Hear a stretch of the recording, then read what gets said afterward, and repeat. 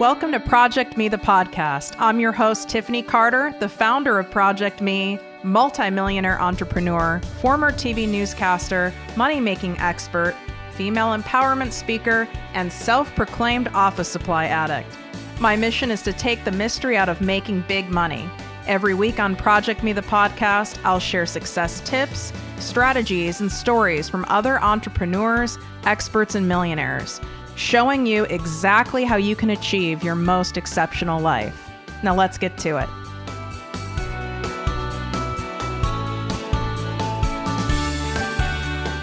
You are listening to ProjectME with Tiffany Carter, the podcast, episode 26, how I went from exhausted to energized as an entrepreneur. You know, this episode is near and dear to my heart because without having our health, we really don't have anything. It doesn't matter how much money we have in the bank, and I can say that because I've had very little money in the bank before, to where I'm at now, having millions in the bank. And guess what? It does not matter if you don't have your health. It's, I know there's a saying, like, there's a lot of sayings around, health, but I think a lot of people blow it off. And I used to also. We kind of blow it off until we have a health situation. Even though my father passed away right before my 25th birthday, maybe for a little while I said, oh, life is short. I did that whole thing. Like, this is a reminder of how short life is, how precious life is. But that wears off over time, at least in my experience.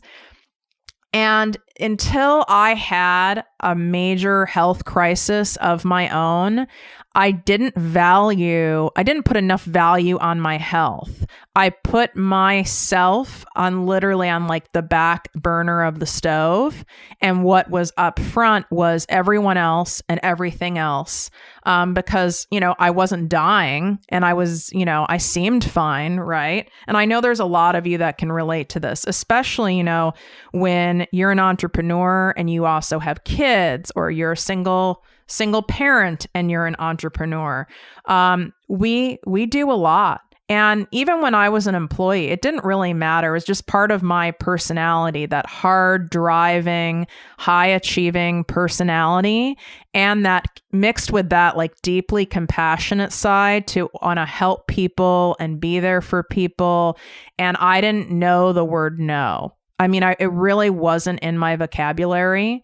I was like, if someone asked me to do an extra project at work, yes, because I was asked. So that meant like I was being more helpful, more service and more exposure, and that would look better on my review or whatever. If a friend asked for help moving, yes, because how I was thinking is like, I would want someone to say yes to me and help me move. So I'm going to say yes to them because they need the help. But saying yes all the time, like yes to going out at night, yes to going to this party, yes to going to a concert, yes to a trip, yes to an extra business project, yes to, even spending an hour on the phone with someone who needs help. Yes, yes, yes, yes, yes, led me to my own personal health crisis that really changed my life and needed to happen. I would not have gotten it. I just kept pushing, going. That's just my personality. That is what I knew to do. And I know so many of you listening are the same because you're attracted to my podcast because I'm a go-getter. I'm a high achiever. I'm a high earner. I'm in the game of life, right? And that excites you and you guys can relate. So I just know that many of you are the same way. And you do have, because of that extra ambition that you have, you're not a lazy ass. It's easier to say yes to things. But you have to really make sure that you're saying yes to yourself first. And I'm not saying any of this to be cheesy or trite, because then I'll get people saying, just like I used to say, well, God, that makes me such a jerk. If someone really needs my help and I say no, what kind of friend am I? What kind of cousin am I? What kind of daughter am I or son am I? You're the kind of person that honors and respects and takes care of your health. Because let me tell you, unless you have that intact and your energy intact, you're not going to be able to help anyone. How many of you guys have worked yourself to the ground into where you got a sinus infection or the flu, and now you're laid out for 5 days? How helpful was that to yourself, your business, your family? Not very. And that process will keep repeating over time, and you're just like flat laid out. Well, imagine if that never happened to you anymore because you were managing and respecting and honoring your energy and your health above all else. Think about how much extra time you would have, versus pushing till you drop. I did that insanity my entire freaking career until about, I would say, 2.5 years ago, to where I had a health crisis.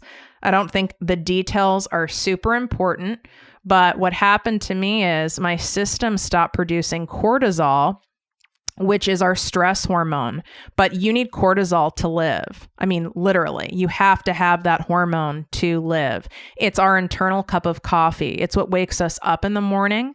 And it's also what ignites during a stressful situation. They call it fight or flight.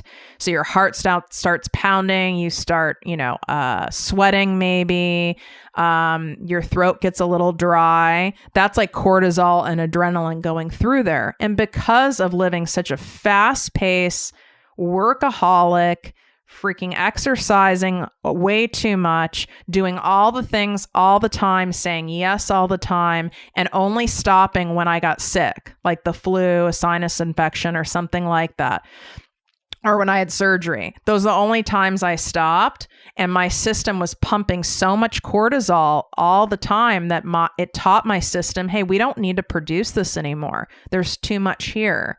It literally taught my body that, and then my body was producing almost none, to a point where I could barely get off the couch. And I'm not kidding. I ran my company barely. If I didn't have a team, I would have been screwed, off my couch in the condo I lived in at the time. And I mean, literally there was like an indentation on the couch from my ass. And it was a lot of work for me to shower. I maybe showered twice a week. I could not even go to the grocery store, you guys.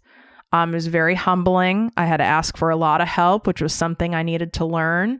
But I want to share that with you because the shit catches up to you in ways that you have no idea what's going on in your body, that it's catching up. You just don't know it until it like lays you out flat. I had lots of warning signs. I swear to God, I caught every single damn cold that was going around. My immune system was very low because that's what stress does, is weakens our immune system. I was always sore and achy, and I always blamed it on, my intense workouts. But again, it was really a sign of stress and my body not being able to recover, and handling all the inflammation. So we get these signs, and I know you guys listening have had some of them. And I hope this is some kind of a wake-up call. I don't know if I would have always necessarily listened to these warnings. I had to experience it in my body for myself. But what I do now that is completely different than 2.5 years ago is, number one, my health and my energy comes above all else, everything else, and everyone else.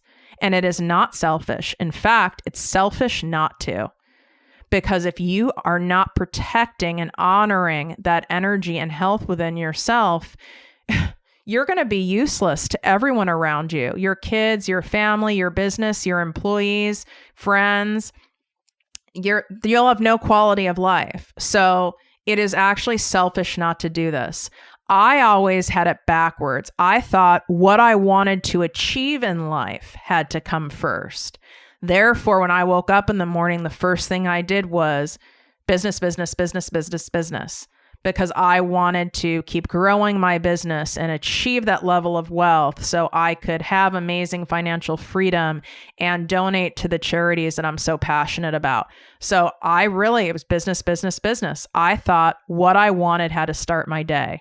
Nope. It has to be your health and your energy first. And there's some other major teachers out there that would echo this to eternity and do. One is Tony Robbins. if you ever read any of his books or gone to any events, it is first things first is your energy and health, because without that, you can't sustain what it takes to be a success. And therefore, you're not able to serve the world or serve the greater purpose or serve people in your inner circle. So what I do now, as opposed to like 2.5 years ago, is health comes first. Energy comes first. I do not wake up in the morning and first turn to anything work related. I tap into myself. I lay there for a few minutes and I ask myself, what is it I need? And I listen to that answer. Most always, oh my God, of course you guys can probably hear the dogs. This is why they should never be allowed in studio, but I love having them around. Anyway, so I will check in with myself, see what it is I need. Usually that involves some kind of movement. Okay. It doesn't have to be hardcore exercise, yoga class, walk. I like doing like cardio bar classes, sometimes spin, depending on, my energy level or what sounds good. Okay, so you start with that, see what you need. And sometimes it's nothing. Like today for me, it wasn't any kind of major movement. I needed more so time to just chill, drink my coffee, do some journaling, just some brainstorming. And that's how I honored myself. So see what you need. Movement is amazing. So it should not just be like one day a week. I mean, unless you have some kind of, medical condition, but that's goes without saying. But it should be some kind of movement. You can do movement if you're, 90 years old, okay? It's just a matter of what level of movement you do to get that blood going. Some people like taking like a nice shower in the morning, even a cold shower to like wake them up. Sometimes I'll like dance and just have like a dance party of one and get that blood pumping. Plus you have the high energy from the music. So ask yourself what you need first, not your business, not your kids, not the husband and wife, not Aunt Susie. What is it that you need? And honor it and do it. And don't go, oh God, I don't have time. I have to go here today, there today. Bullshit. You do have time. If I have time, you have time. And I've worked with many world-renowned doctors and surgeons. And if they have the time, you have the time. Okay. And they're saving lives, literally. So I know you have the time. Some days there might be more time than others, but you're going to make the time. So that comes first. And I would then say, after you've done your own self-care and what you need, so movement, some writing down a couple goals for the day, having something nutritious to eat. After that, then you can go into your day. All right. After you have your mindset right, your body set right, then go into your day. So put yourself first.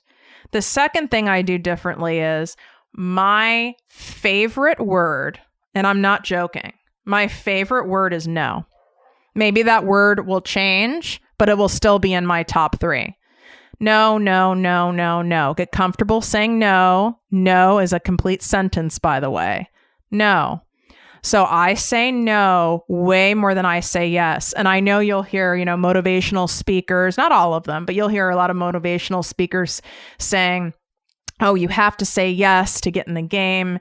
Yes, yes, yes. Well, I think what they're really saying is you have to say yes to yourself.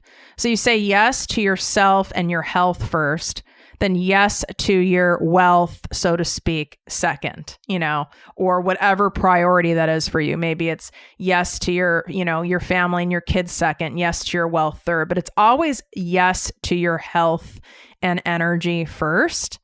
And anything that could disrupt your health or energy that doesn't feel good, it doesn't feel fun, it doesn't feel gratifying, it doesn't feel nurturing, it doesn't feel uplifting, you need to say no to.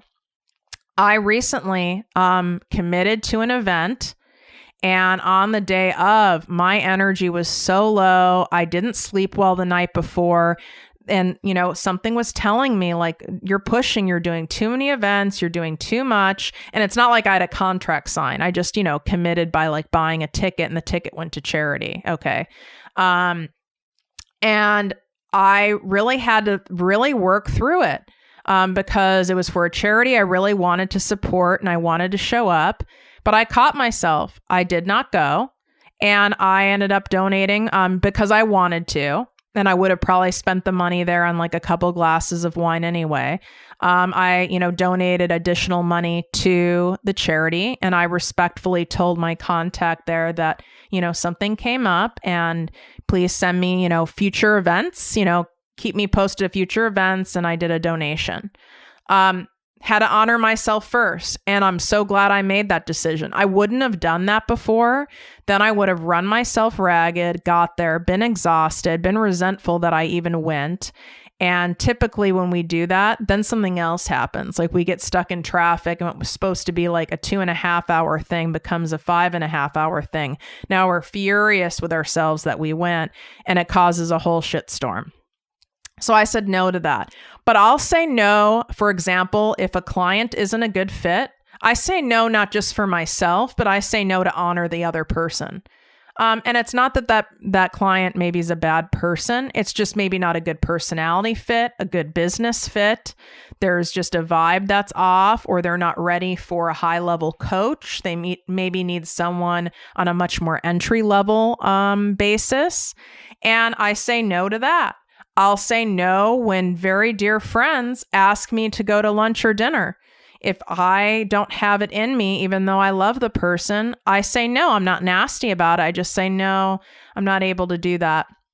And depending on who it is, right, I may say, you know what, I'm really protecting my energy right now. I've been kind of in a low energy because I'm building a business and I'm doing so much. So I don't have the energy to do that. But I'll let you know when I do, because I adore you, But you really don't have to offer any explanation to anyone. Sometimes when it's a dear friend you really care about, you want to make sure that they know, especially if you've had to say no a few times, that it's not them, right? But most of the time I just say, oh, no, thank you. Oh, no, I'm not able to do that this week, but thanks for inviting me. I like saying no now, because when you say no to others and other things, guess what? You're saying yes to yourself. You're saying yes to your health and your energy. You're also saying yes to the other things that you prioritize in your life. If that's your business, if that's wealth building, if that's your family. So that's what you're saying yes to. When you keep giving your energy away and away and away, guess what? At some point, your body's going to knock you on your ass in order to gain some energy back. And it's not going to be pretty. And it's selfish, because guess what? Usually now other people have to carry more of the weight for you because you're sick. It's not cool. So that is the second thing that I do differently now. The third thing is I am much more mindful about what I eat. And I don't mean in like a weird, obsessive skinny diet way. I mean, anyone who looks at my pictures knows, I have more of like an athletic build. Like I'm not trying to reach some certain skinny status. It's for my health. I ask myself and my health coach, and yes, I have a health coach. During this process, she was pivotal to my recovery, and I'll be having her on the show. That I ask myself, is this something loving for me to eat? Is this something my body will appreciate? And you can roll your eyes and think that's cheesy all you want. I'm just telling you what really works and totally transformed my energy level and my business, because now I make even more money doing far less because my quality of my energy and my health is so high, I can get more done in a shorter period of time. My efficiency is through the roof because of this. So let's say it is, everyone has that time of day where it's like, ooh, I want chocolate, or I want carbs, or I want something. Mine is usually like 3 or 4 o'clock. I think a lot of people have that time frame. And I want something. I ask myself, okay, first off, I ask myself, have you drank enough water today? Usually the answer is no. So I drink a big glass of water first, see if I still want something. And then I ask myself, like, what can I eat that will like satisfy me, that is loving to myself? So instead of having, let's say, a Snickers bar, for example, have a piece of dark chocolate. Or have I'm obsessed with the shakes that I drink, like super obsessed. And so I'll have, if I really want something chocolatey, I'll just have like one of my chocolate protein shakes. And so therefore my brain's getting what it wants. It's getting something kind of sweet, but it's still very, very nutritious and loving to my body. Do I eat perfectly? Of course not. My favorite food is pizza.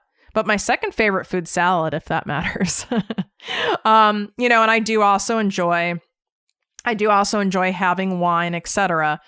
But I don't have cocktails every night. I don't have wine every night. I have it when I truly want it and I'm enjoying it.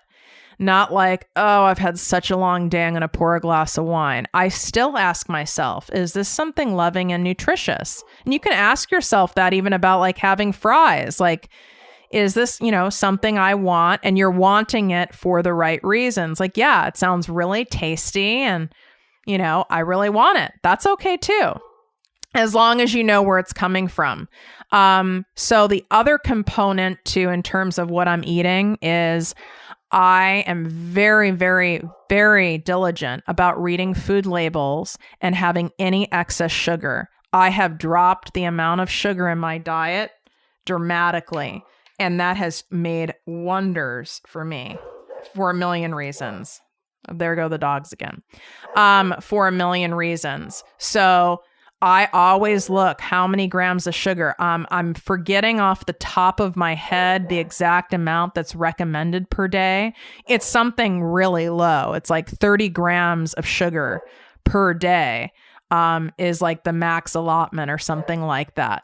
And Americans consume often triple that. You can have 30 grams in like a Starbucks caramel latte, by the way. So I'm very mindful, even in things like protein bars, that you think are healthy, or yogurts are a huge example. There'll be 14 grams of sugar in a yogurt. And I'm talking like a Greek yogurt. And it's like, what? That's like half of the allotment.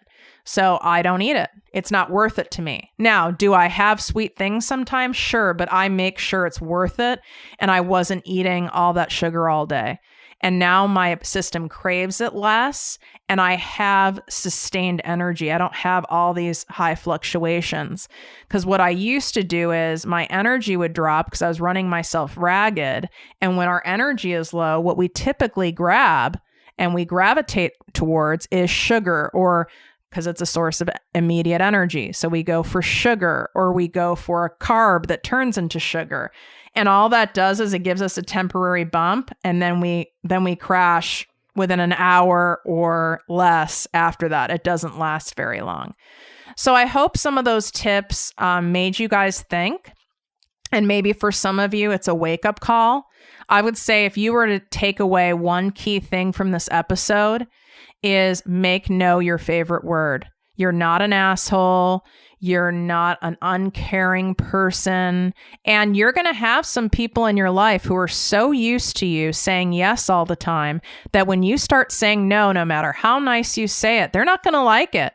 Well, guess what? That's too bad. And that then it shows you, right, who really is your friend and what really are their motives. And most of my friends, not all, but most of my friends, when I started saying no all the time, a lot of those people aren't in my life now.